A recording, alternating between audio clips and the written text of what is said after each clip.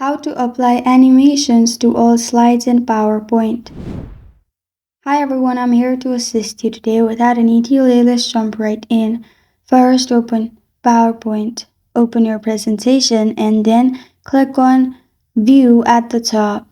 Click on Slide Master in here.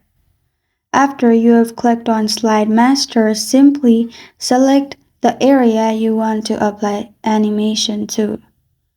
After you have done that, after you have selected, click on Animations at the top. You'll find different animations. As you can see, animation has been added.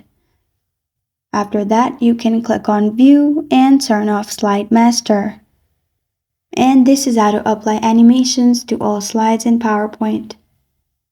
Thank you for joining me today. If this video helps you out, please leave a like and subscribe for more. Got a question or want to suggest a topic? Comment below. Thank you for watching.